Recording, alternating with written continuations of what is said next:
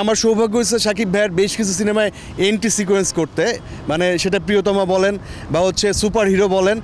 আমি লাস্ট করলাম হচ্ছে বরবাদ। এই ক্যারেক্টারটার জন্য আমার মনে হয় গত 3-4 মাস আমি ঠিকঠাকভাবে ঘুমাইতে পারি নাই। কিছু স্ল্যাং ইউজ করতেছিলাম যেটা সবাই মনে করতেছিল বাংলাদেশের মেগাস্টার, তার সাথে এইভাবে এবং সামনাসামনি। কিন্তু মজার ব্যাপার হচ্ছে শাকিব ভাই উল্টা আরও বলতেছে এইটা আরেকটু বেটার দে। বরবাদের নিজে চরিত্র নিয়ে যদি ছোট্ট কিন্তু মহা গুরুত্বপূর্ণ একটা ক্যারেক্টার করছে। আপনারা জানেন আমাদের এখানে বলে হচ্ছে কি বলে এন্ট্রি সিকোয়েন্স বলে। তো এন্ট্রি সিকোয়েন্সটা হিরোর সাথে যখন এন্ট্রি সিকোয়েন্সটা হয় তখন কিন্তু তার অ্যাগেনিস্টে যে থাকে তার পাওয়ারটা ওইরকম থাকতে হয়। তো আমার সৌভাগ্য হয়েছে শাকিব ভাইয়ের বেশ কিছু সিনেমায় এন্ট্রি সিকোয়েন্স করতে, মানে সেটা প্রিয়তমা বলেন বা হচ্ছে সুপার হিরো বলেন। আমি লাস্ট করলাম হচ্ছে বরবাদ। ছোট্ট এবং গুরুত্বপূর্ণ একটা ক্যারেক্টার করছি, বাট এই ক্যারেক্টারটার জন্য আমার মনে হয় গত 3-4 মাস আমি ঠিকঠাকভাবে ঘুমাইতে পারি নাই। আমি আয়নার সামনে যে নিজেরে যখন আমার মেহেদী হাসান হৃদয় যখন বললো যে ভাই আপনার এই এন্ট্রি হবে, তখন আমি এটা আয়নার সামনে যে বিভিন্নভাবে ট্রাই করছি যে আসলে কেমন হবে আমার লুকসটা, গেট আপটা। যদিও গেট আপটা মানে লুকসটা বলে দিছিল, বাট অনেক মেন্টালি অনেক পরিশ্রম করছি এবং শারীরিকভাবে অনেক পরিশ্রম করছি। ভাই শুটিংয়ের স্ট্রাগলের গল্প শুনতে চাই আসলে। হ্যাঁ, মানে স্ট্রাগল কী ধরনের, কী হয় আসলে শুটিংয়ে? এখন আমি আমার স্ট্রাগলটা বলি। যেমন আমার হচ্ছে একদিন আগে ফ্লাইট ছিল, সেই ফ্লাইটের টিকিটটা আসলে পাওয়া যায়নি। দেন আমার যেদিন শুটিং ওই দিন এয়ার ইন্ডিয়া আমার ফ্লাইট হচ্ছে 11:45-এ। আমি এয়ারপোর্টে ঢুকছি 8:30টায়। সব কিছু শেষ করছি, করে টিকিট নিলাম, ইমিগ্রেশন সব কমপ্লিট করার পরে 11:45-এ উঠলাম। ওইখানে সম্ভবত 3টা বা 3:30টায় নামলাম। নামার পরে ওইখান থেকে আমার হোটেলে যেতে লাগে 20 মিনিট। হোটেলে যে আমি হাত মুখটা ধুয়ে ওই লোকেশন থেকে আবার আমার যেখানে শুটিং লোকেশন সেখানে যেতে লাগছে আমার 3.5 ঘন্টা। তখন আমার রাত বাজে 7টা বা 7:30টা। আমি কিন্তু ওই এয়ার ইন্ডিয়ার ফ্লাইটে যা খাইছি ওইটাই খাইলাম, এর ভিতরে খাওয়ার সময় পাইনি, ওদের বলারও সময় পাইনি। দেন মেকআপ টেকআপ নিয়ে আমি 10টায় হচ্ছে সেটে গেলাম।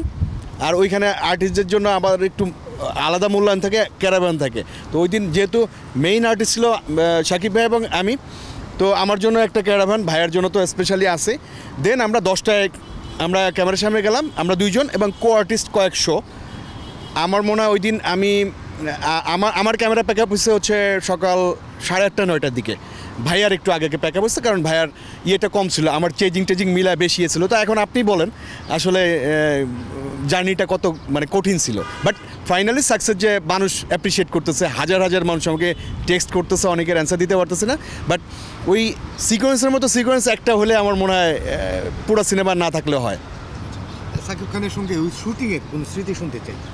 শুটিংয়ের স্মৃতি হচ্ছে কি আমি আসলে ক্যারেক্টারের ভিতরে ঢুকে গেলে আমি সাধারণ আমির মতো থাকি না। দেখা গেছে আমাকে যারা চিনে, আপনি নর্মালি একভাবে চিনে, পর্দা একভাবে চিনে।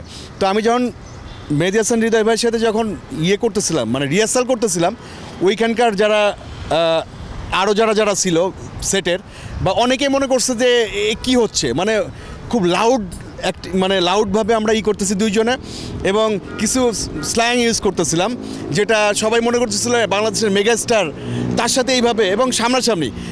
কিন্তু মজার ব্যাপার হচ্ছে শাকিব ভাই উল্টা আরও বলতেছে এইটা আরেকটু বেটার দে।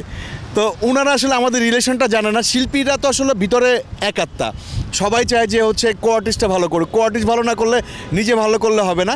তো এটা একটা মজার ব্যাপার ছিল, সবাই ভয় পাচ্ছে, কিন্তু আমি আসলে ক্যারেক্টারের ভিতরে এত ইনভলভ হয়ে গেছিলাম যেটা আপনি দেখলে হয়তো আপনি বুঝতে পারবেন যে আসলে ব্যাপারটা কেমন হয়েছে। ভাই সবসময় বলে যে শাকিব খান সহশিল্পীদের অনেক সহযোগিতা করে হ্যাঁ কাজ করতে গেলে, কারণটা হচ্ছে যে সহশিল্পীর কাজ ভালো না হলে শিল্পীর কাজ একদম হ্যাঁ। সহযোগিতাটা আসলে কেমন থাকে যদি বলতেন? সহযোগিতা আমি ভাইয়াকে তো প্রথমেই পাইছি, আমার সেকেন্ড মুভিতে হয়তো পাইছি, আমার ফার্স্ট মুভি ছুঁয়ে দিলে মন ছিল। তো ওই থেকে মানে অনেকে অনেক কিছু ফলো করে। দেখা গেছে আমি আপনার সাথে চলি না, কিন্তু আপনার সম্বন্ধে হয়তো জানবো অনেক কিছু, বা আমার সম্বন্ধে আপনি জানেন না কিন্তু অনেক কিছু জানবেন। উনি হয়তো 1-2টা ব্যাপারে বুঝে গেছিলো ব্যাপারটা। তো বুঝার পরে উনি আমাকে মানে অনেক সাপোর্ট দিচ্ছে। এমনও হয়েছে দেখা গেছে যে আমি অনেক ডিরেক্টরকে আমি চিনি না, আমার নামটাও এখানে আছে, আমার কেন জানি মনে হচ্ছে যে ভাইয়াই মনে হয় এখানে করছে, বা মিশা ভাইয়ের সাপোর্টটা কখনো ভোলা যাবে না। এই সাপোর্টগুলো দিচ্ছে কেন, যে কাজের ছেলেদের আসলে কাজের লোকদের আসলে দিন শেষে একটা মূল্যায়ন আছে, সেই মূল্যায়নটা আমি হয়তো শাকিব ভাইয়ের কাছ থেকে পাইছি। আচ্ছা, আমার আসলে পরের প্রশ্নের উত্তরটা পেলাম, সেটা হচ্ছে যে আমার প্রশ্নটা ছিল এরকম যে শাকিব খানের ম্যাক্সিমাম ছবিতে আসলে আপনার একটা চরিত্র থাকে, হ্যাঁ, এটার বিশেষ কারণ? এইটা হয়তো উনি হয়তো কমফোর্ট ফিল করে, এক আর দুই আমিও কমফোর্ট ফিল করি।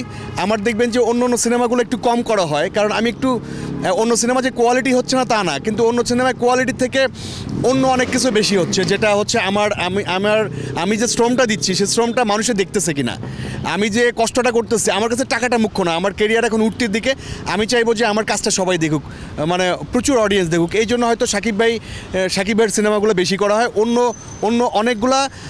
অন্য অনেক কাজ করতে চাই, বাট ব্যাটে বলে মেলে না, এই জন্য হয় করা হয় না। বাট এখন কিছু যারা করতেছে, সিয়াম, শরীফুল রাজ, আদর, এরা ভালো ভালো কাজ করতেছে। আশা করি ওদের সাথে আমার ভালো কাজ হবে, এবং অলরেডি সিয়ামের সাথে আমার এই একটা সিনেমা আসছে জঙ্গলি, এবং এটা ব্যাপক সাকসেস, বরবাদের পরে ব্যাপক সাকসেস এই সিনেমাটা জঙ্গলি।